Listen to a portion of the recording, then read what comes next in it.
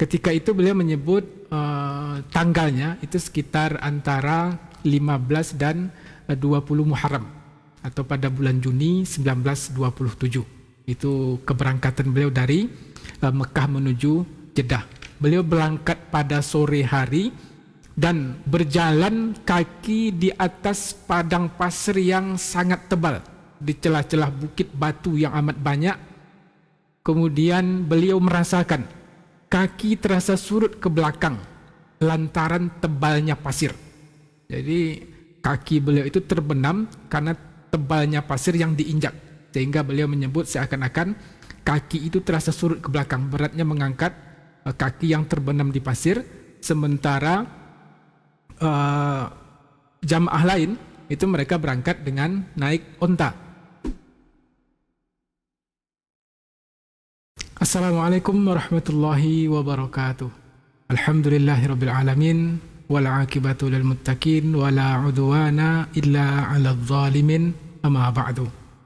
Di antara kebimbangan yang melanda Buya Hamka setelah selesainya pelaksanaan ibadah haji adalah antara menetap di Mekah sebagaimana yang beliau temukan pada jamaah haji yang lain.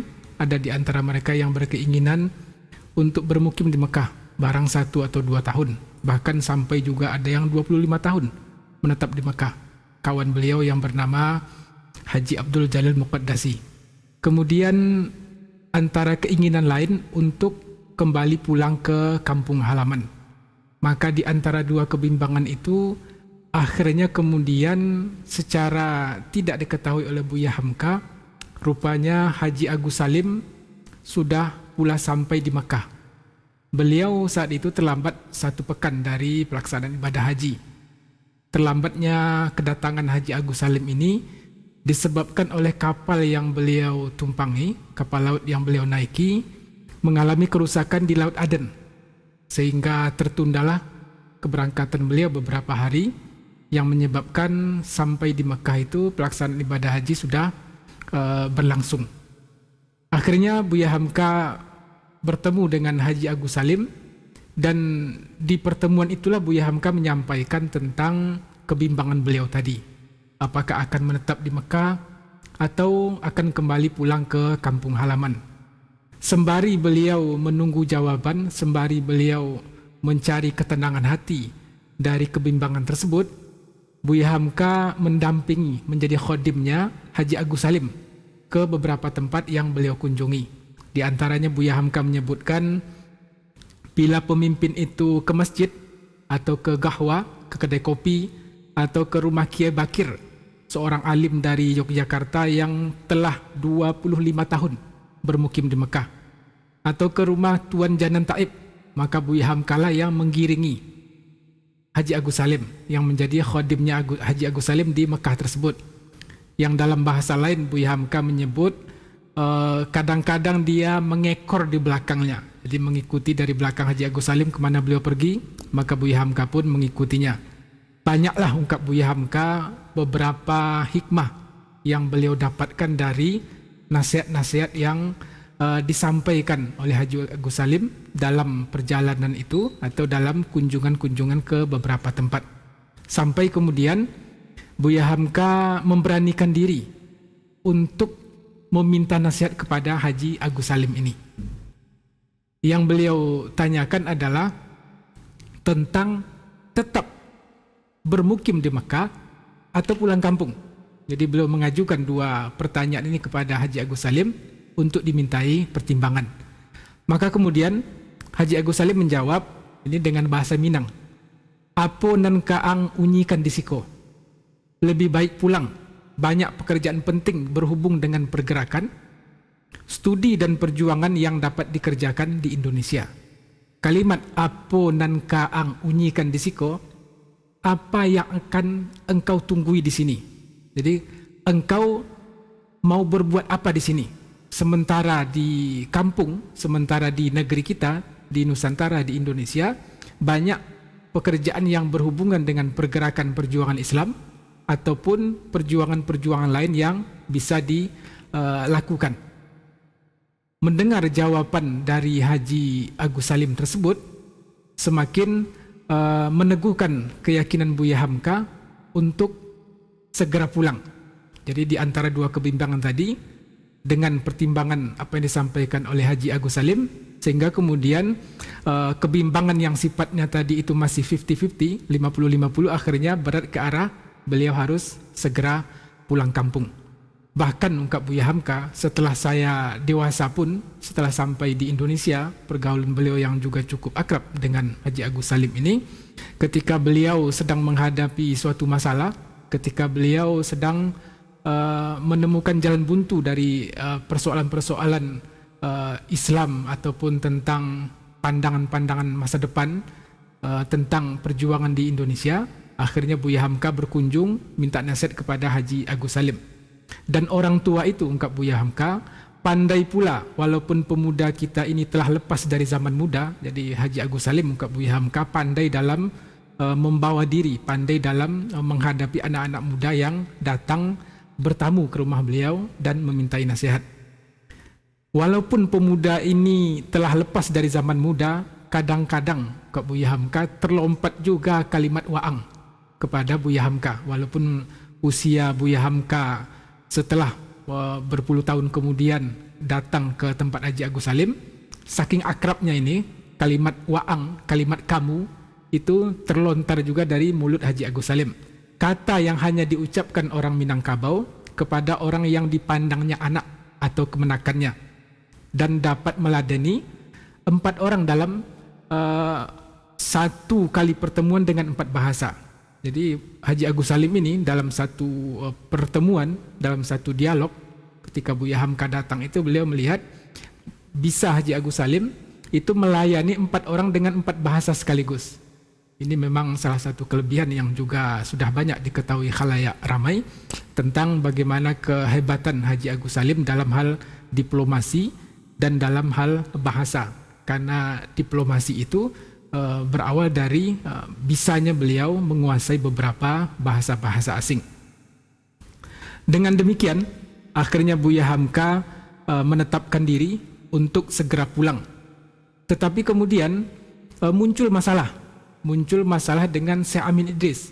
Jadi dalam beberapa episod perjalanan beliau melakukan haji backpacker ini, rupanya sejak dari awal masalah yang muncul dengan pembimbing ibadah beliau, pemimpin kloter Buya Hamka di Mekah itu, Syekh Amin Idris, sejak dari awal sampai pelaksanaan beliau mengadakan majlis taklim di salah satu pintu setelah mendapat izin dari Syekh Abu Samah atas lisensi yang diberikan oleh Amir Faisal, itu juga membuat hubungan beliau agak renggang dengan Syekh Amin Idris. Kemudian pada waktu wukuf di Arafah itu juga agak kembali membaik, tetapi setelah berakhirnya pelaksanaan ibadah haji dengan pemasangan sorban, kemudian pergantian nama bagi jamaah haji laki-laki, itu juga menyebabkan hubungan tadi agak kembali renggang. Karena Buya Hamka melihat dan beliau tidak suka dengan adanya uang tambahan yang harus diberikan kepada Syekh Amin Idris sebagai syarat. Ini sifatnya sukarela, tetapi hampir semua ungkap Buya Hamka memberikan uang tambahan kepada Syekh Amin Idris untuk pemasangan sorban dan pergantian nama. Dan Buya Hamka tidak menyukai hal yang demikian. Ketidaksukaan Buya Hamka itu juga dirasakan oleh Syekh Amin Idris, sehingga hubungan beliau agak renggang. Dan untuk yang terakhir ini, ketika akan berangkat ke Jeddah dari Mekah, hubungan beliau dengan Syekh Amin Idris ini agak kembali renggang disebabkan oleh masing-masing jamaah, yaitu harus naik sekduf, naik onta yang sudah diberi tempat duduknya, itu namanya sekduf. Kemudian bagi jamaah yang tidak sanggup naik ke sekduf onta itu, harus naik di punggung onta yang mengangkut peti-peti jamaah. Jadi ada 2 rupanya dalam kasus yang berlaku pada saat itu dalam perjalanan jamaah haji, yaitu ada onta yang mengangkut khusus jamaah dengan sekdufnya, kemudian ada pula onta yang secara khusus mengangkut peti-peti jamaah. Ini untuk kita ketahui semua, pada saat itu belum ada koper seperti pada saat ini. Maka yang diangkut itu adalah sebagai tempat bagi pakaian jamaah haji ataupun oleh-oleh yang mereka bawa, itu disebut dengan peti. Maka ada yang naik sekduf, kemudian bagi yang tidak sanggup naik sekduf itu dia harus naik ke onta yang membawa beban peti.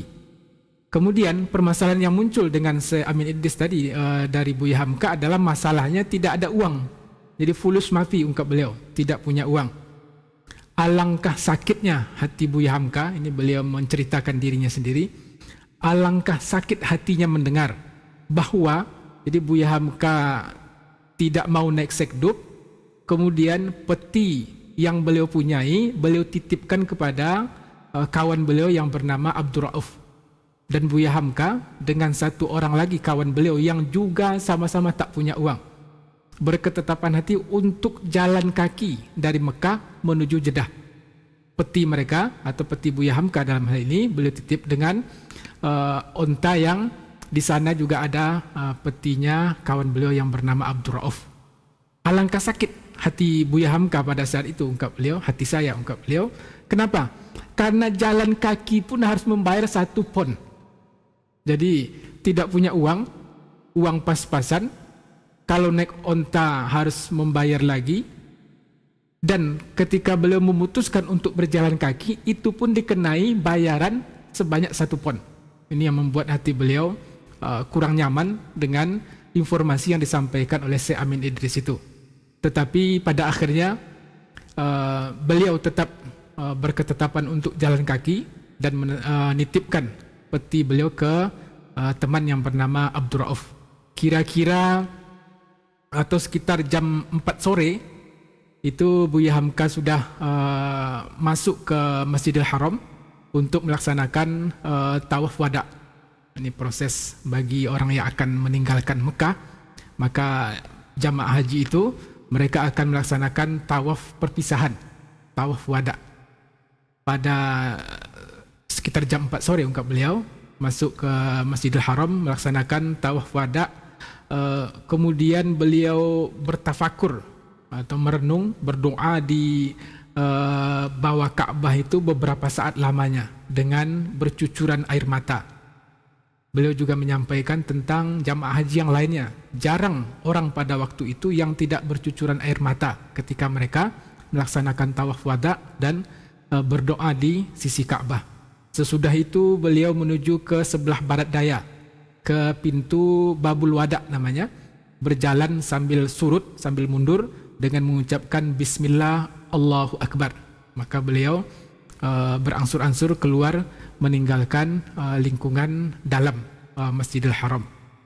Pada saat sore itu, ungkap Buya Hamka, setelah selesai hal yang demikian, maka beliau sudah bergerak ke arah Jeddah.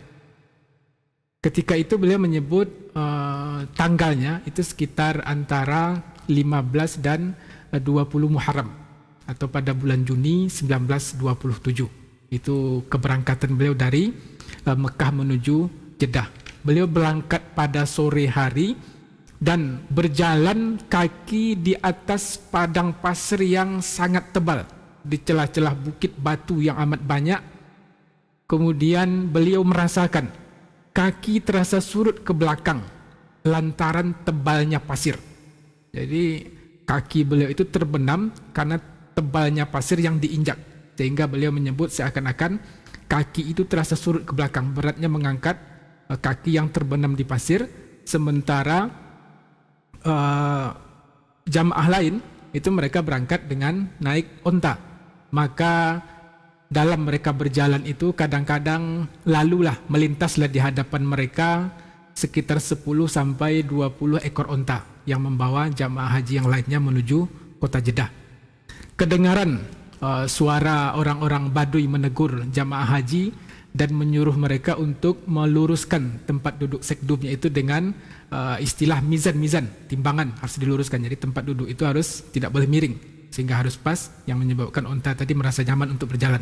Beliau dengarkan itu, beberapa perintah orang-orang Arab Baduy yang mengiringi onta-onta mereka menyebut mizan-mizan kepada jamaah haji yang mungkin duduknya sudah miring, duduknya sudah tidak pas, maka dia menyampaikan kata-kata yang demikian. Kemudian jalan onta itu, ungkap Buya Hamka, lambat.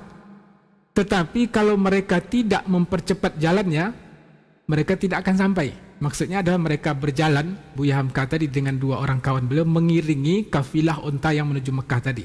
Jalan onta itu tidak begitu kencang, tapi mereka supaya juga hampir sama sampainya dengan kafilah-kafilah jamaah yang menuju Jeddah ini, maka mereka harus mengikuti jalannya unta tadi.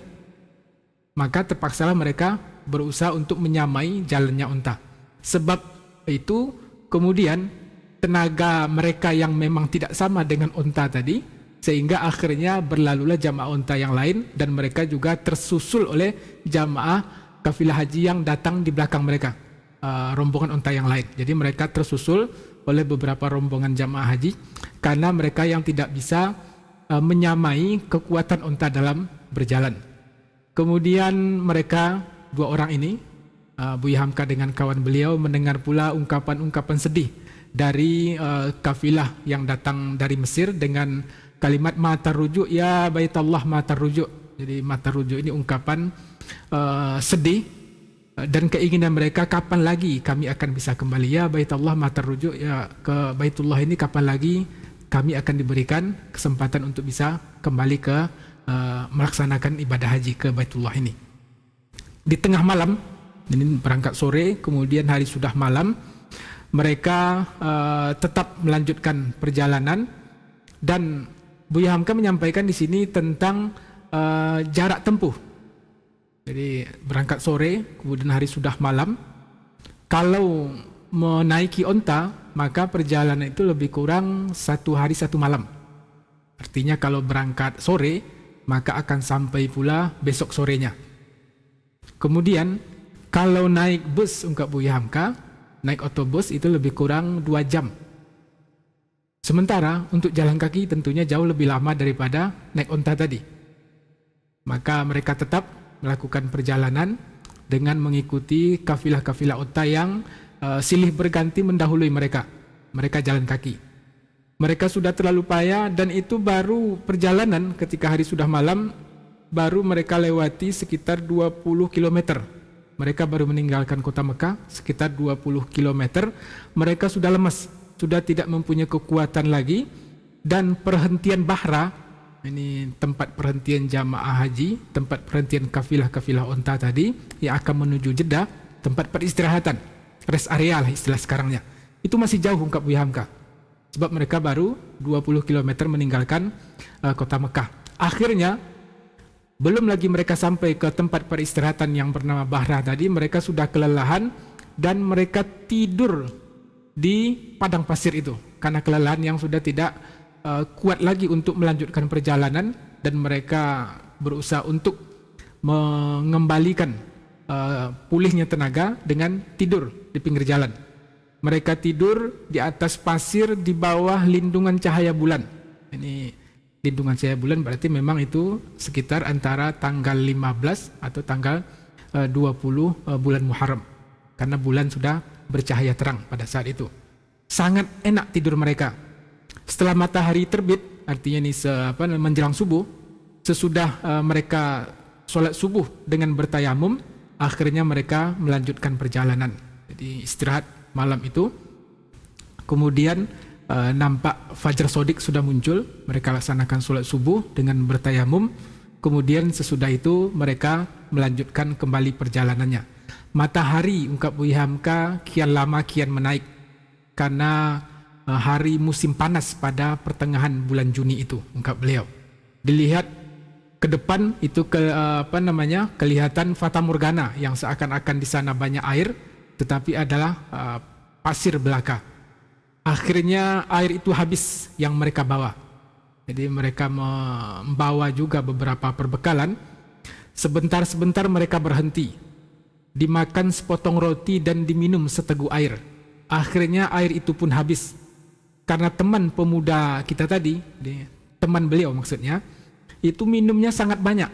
Jadi orangnya kehausan dan minum sangat banyak, sehingga air yang mereka sediakan sebagai bekal untuk perjalanan tadi sudah habis. Sementara padahal kampung Bahra atau perhentian Bahra, rest area Bahra tadi, itu masih jauh. Mereka kembali melanjutkan perjalanan dan akhirnya sampailah mereka di perkampungan Bahra tadi. Tetapi kaki sudah sangat lemah, ungkap beliau. Sampai di tempat perhentian itu, kaki sudah sangat lemah, dan beliau melihat ada sebatang pohon, dan di bawah batang pohon itu ada satu kelompok jamaah haji dari Afghanistan. Beliau mengistilahkannya dengan ada 2 orang Sulaimani yang berteduh di bawah pohon yang beliau lihat itu dari kejauhan. Rupanya mereka berasal dari salah satu suku dari Afghanistan. Mereka, Buya Hamka dan kawannya, kemudian orang yang berteduh di bawah pohon yang beliau lihat tersebut, setelah mendekat bertegur sapa dengan kalimat Assalamualaikum. Rupanya 2 orang yang berteduh tadi atau lebih, mereka tidak memahami bahasa Arab. Jadi hanya kalimat Assalamualaikum yang dijawabnya dengan Waalaikumsalam. Tetapi setelah itu percakapan lebih kepada bahasa tubuh. Kalimat Assalamualaikum, ungkap Buya Hamka, merombak batas, melintasi batas. Mereka dari Afghanistan, dan ini Buya Hamka dan kawan beliau dari Nusantara. Pemuda kita tadi mengisyaratkan kepada orang Afghanistan tersebut tentang kakinya yang penat dan kawannya yang sangat kelelahan dan haus. Beliau hanya memberikan isyarat tentang kaki yang sudah kecapean, kemudian kawannya yang sudah loyo, sudah lemas, dengan menunjukkan menggunakan bahasa isyarat. Faddal, ungkap orang Afghanistan tersebut. Mereka cuma satu kata itu yang didapatkannya selama tinggal di Mekah. Jadi Buya Hamka rupanya menilai pula dari percakapan mereka bersama rombongan dari Afghanistan tadi, hanya kalimat faddal. Ini dari bahasa yang awalnya berbunyi tafaddal atau faddal, silahkan. Hanya kalimat itu saja, ungkap Buya Hamka, yang didapatkan orang ini selama dia melaksanakan ibadah haji. Sehingga setiap apa yang diucapkan atau apa yang diisyaratkan oleh Buya Hamka, kalimat yang muncul dari orang tadi adalah faddal. Apa yang dilakukan? Faddal. Ini kalimatnya saya kutipkan di sini. Pemuda kita tadi, ini Buya Hamka, beliau menyebut dirinya dengan pemuda, membimbing kawannya dan mereka pun duduk di dekat teman baru itu. Faddal, keluar lagi ungkapan kata-kata faddal tadi. Lalu mereka buka bungkusan yang mereka bawa, dikeluarkan 2 buah roti dan sebungkus korma. Rupanya mereka, ungkap Buya Hamka, baru saja memasak air dari pangkal pohon kayu yang tempat mereka berteduh itu. Apinya sudah hidup, tetapi periuknya, maksudnya apinya masih menyala, sementara airnya masih ada. Kemudian keluar lagi kata-kata faddal. Pemuda kita tadi makan, kawannya minum, orang Afgan itu, ungkap Buya Hamka, tersenyum-senyum, dan faddal, keluar lagi kata-kata faddal ini. Jadi hanya kalimat-kalimat itu yang menjadi jawaban dari jamaah haji yang berasal dari Afghanistan, yang juga melanjutkan perjalanan untuk pulang, sedang istirahat di perkampungan Bahrah itu. Lebih kurang 1 jam Buya Hamka dan kawan beliau tadi istirahat di perkampungan Bahrah. Kemudian beliau akan melanjutkan perjalanan, mohon izin, lebih dahulu berangkat daripada orang Afghanistan tadi. Maka dilepas pula lah Buya Hamka dengan kalimat faddal tadi. Setelah itu beliau mengucapkan Assalamualaikum kepada orang yang akan ditinggalkannya itu. Sekitar jam 11 siang, ini beliau berangkat kemarin sore, ini sekarang sudah jam 11 siang. Matahari sangat panas, ungkap Buya Hamka. Dan sampai di Bahrah tadi, ini belum lagi. Jadi mereka itu berhenti di sebuah pohon. Kemudian ketika memasuki kota Bahrah, tempat peristirahatan tadi, tempat di sana orang banyak beristirahat, ini berarti menunjukkan apa yang dijelaskan di sini adalah Buya Hamka tadi berhenti di sebuah pohon yang di sana juga ada orang Afghanistan berteduh. Rupanya belum masuk ke pusat kota Bahrah. Ketika jam 11 siang, itu mereka sampai di sebuah warung yang ada di tempat peristirahatan kampung Bahrah tadi. Mereka menumpang tidur di warung itu sampai sore. Jadi dari jam 11 siang hingga sore mereka numpang istirahat di salah satu warung yang ada di sana. Ketika angin berhembus dari sebelah timur atau utara, itulah angin samum yang sangat panas. Jadi ketika angin samum tersebut berhembus, ini sangat panas. Seperti mana yang juga beberapa waktu yang lalu pada saat wukuf di Arafah, beliau juga merasakan angin samum yang sangat panas ini. Kemudian ketika angin yang berhembus dari arah Laut Jeddah itu baru terasa sejuk. Karena mungkin ada air yang dibawa oleh hembusan angin tadi sehingga terasa sejuk. Kadang-kadang mereka terbangun, kemudian mendengar ada penjual-penjual roti, penjual berbagai macam oleh-oleh, yaitu kacang fol, sirbat, kemudian martabak dan berbagai macam jualan yang lainnya, itu memanggil-manggil para jamaah haji yang sedang beristirahat. Sampai pula dia mengatakan kepada mereka, "Gharib biladak ya Jawi, gharib biladak ya Syekh Tuan." Jadi gharib ini asing, maksudnya kampung anda jauh sekali ya wahai orang Jawa, kampung anda jauh wahai Tuan Syekh, ungkap para pedagang tadi kepada Buya Hamka. Kemudian datang pula rombongan lain, para penjual, dan sampai pula ada orang yang meminta-minta, orang-orang yang mengemis. Dia menyampaikan kepada Buya Hamka, beliau mencatat di sini, "Karoma fi sabilillah hajjan mabruk." Mohon kedermawanan engkau wahai orang yang sedang fi sabilillah, moga-moga hajimu haji yang diberkahi. Ini kondisi ketika Buya Hamka beristirahat di salah satu warung yang ada di pusat perkampungan Bahra tadi. Kemudian setelah mereka merasa puas beristirahat, di sore harinya mereka melanjutkan perjalanan. Tapi rupanya kawan Buya Hamka ini sudah menyerah. Dia mengungkapkan kepada Buya Hamka, "Aku tak kuat lagi untuk berjalan kaki. Malik, menyewa keledailah kita." Jadi sudah menyerah kawan Buya Hamka ini dan sudah pasrah, tidak akan sanggup lagi, merasakan dirinya tak sanggup lagi untuk melanjutkan perjalanan. Sehingga timbul di pikirannya untuk menyewa keledai. Apa jawaban Buya Hamka? "Engkau tahu, saya tak ada duit," ke Buya Hamka. "Dan uangmu hanya tinggal 20 gulden. Sedang dari Medan, kelak engkau akan menuju Aceh pula, ke Belang Ara." Rupanya kawan beliau ini orang Aceh. Dan uang yang dipunyai oleh kawan beliau ini hanya 20 gulden. Bagaimana nanti setelah sampai di Belawan, engkau kan akan pulang ke Aceh, ke Belang Ara. Sementara Buya Hamka masih akan menetap di Medan nantinya. Beliau memikirkan kawan ini, kalau dipergunakan uang yang 20 gulden itu untuk menyewa keledai, apa mungkin nanti dia akan bisa pulang ke kampungnya di Belang Ara Aceh. Jawaban dari kawan beliau ini adalah, "Pada waktu," ini kalimatnya berbunyi, "sedang engkau tidur tadi, telah saya cari orang menyewakan keledai. Telah terdapat sewanya wahid singku, seringgit seorang terus ke Jeddah." Ini seringgit ini bahasa populer di masyarakat Minangkabau beberapa puluh tahun yang lalu. Seringgit itu 250. Jadi biaya naik keledai itu adalah 250. Kemudian biarlah kita pakai uang saya itu 5 gulden. Jadi 5 gulden ini dipecah 2, itu kan 250. 250 itu diistilahkan dengan bahasa Minang itu adalah seringgit. Moga-moga kita dapat kapal, kemudian lekas menuju Belawan.